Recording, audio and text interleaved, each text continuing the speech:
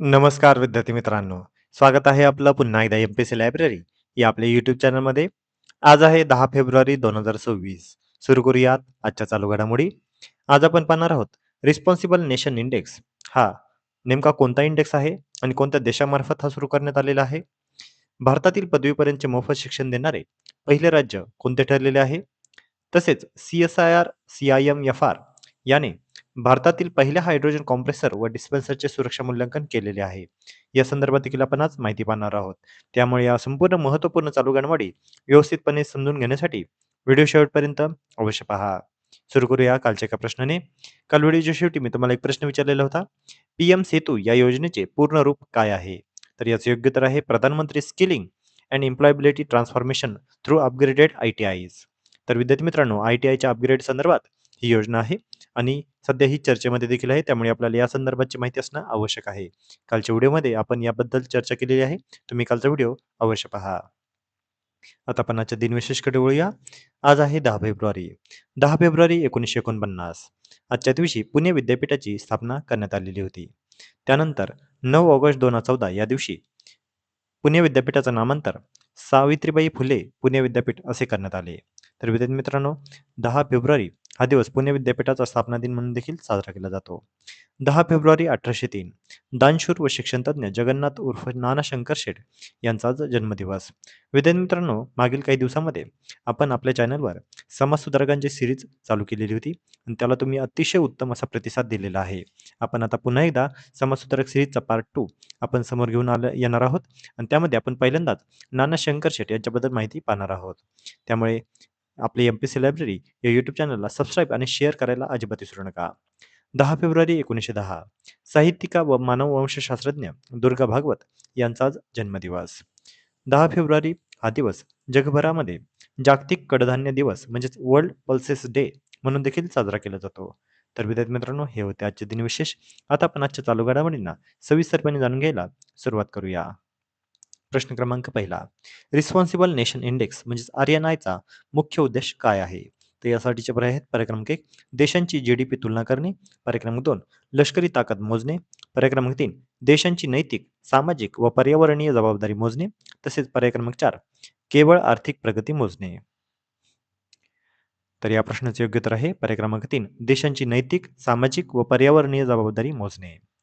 विद्यार्थी मित्रांनो, responsible nation index हा अतिशय महत्त्वाचा इंडेक्स आहे आणि हा अतिशय महत्त्वाचा यासाठी आहे कारण भारताने पहिल्यांदाच एक निर्देशांक तयार केलेला आहे आणि याद्वारे संपूर्ण जगभरातील देशांची यामध्ये आता प्रगती मोजली जाणार आहे.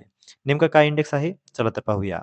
रिस्पॉन्सिबल नेशन इंडेक्स हा एक वैश्विक फ्रेमवर्क आहे ज्याचा उद्देश देश त्यांची सत्ता, संसाधने आणि धोरणे किती जिम्मेदारीने वापरतात हे मोजणे हे आहे.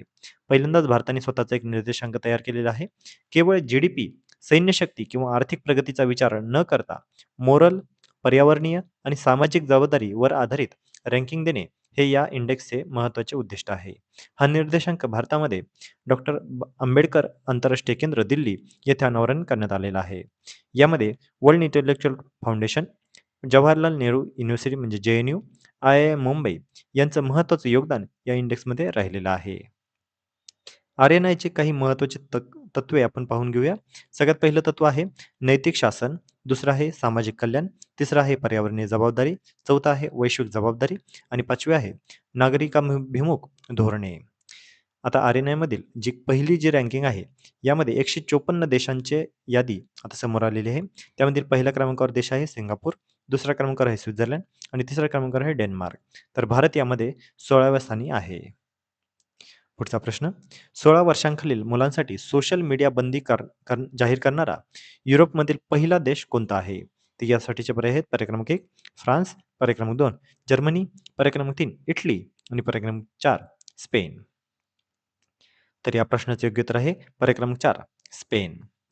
तर स्पेन या देशाने आता नुकतेच 16 वर्षांखालील मुलांसाठी सोशल मीडिया बंदी ही जारी केलेली आहे आणि असा जारी करणारा युरोपमधील स्पेन हा पहिलाच देश ठरलेला आहे. याची घोषणा 3 फेब्रुवारी 2026 या दिवशी करण्यात आली. स्पेनचे पंतप्रधान आहेत पेड्रो सांचेज यांनी ही घोषणा केली. घोषणा दुबई येथील वर्ल्ड गव्हर्नमेंट समिट 2026 मध्ये करण्यात आली. लक्षात घ्या विद्यार्थी मित्रांनो, संपूर्ण जगभरामध्ये पहिला देश ठरला होता ऑस्ट्रेलिया, ज्याने 16 वर्षाखालील मुलांसाठी सोशल मीडियाची बंदी घातली होती.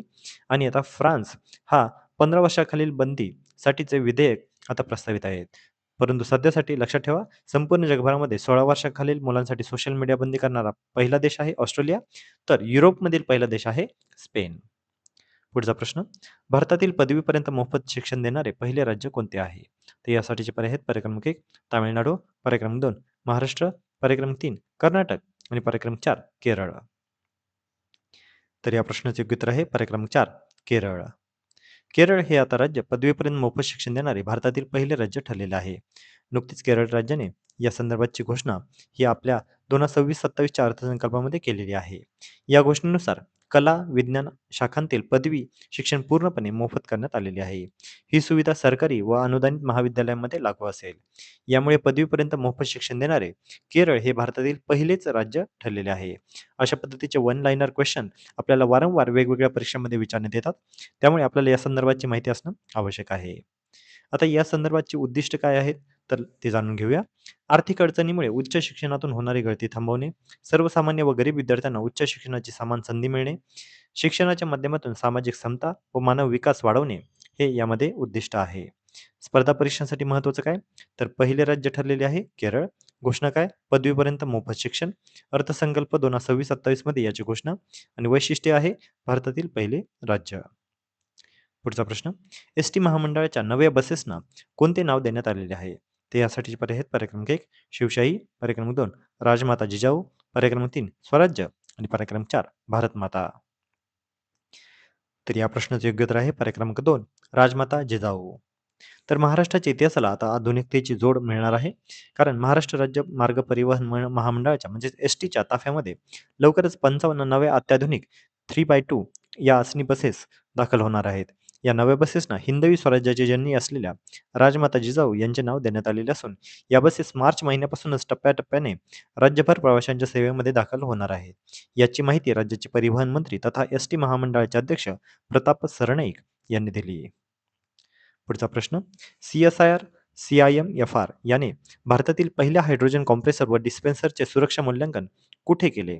तर यासाठीचे पर्याय आहेत पर्याय क्रमांक 1 IIT मुंबई, पर्याय क्रमांक 2 इस्रो बेंगळुरू, पर्याय क्रमांक 3 भेल हैदराबाद आणि पर्याय क्रमांक 4 NTPC नेत्र ग्रेटर नोएडा. तर या प्रश्नाचे योग्य उत्तर आहे पर्याय क्रमांक 4 NTPC नेत्र ग्रेटर नोएडा.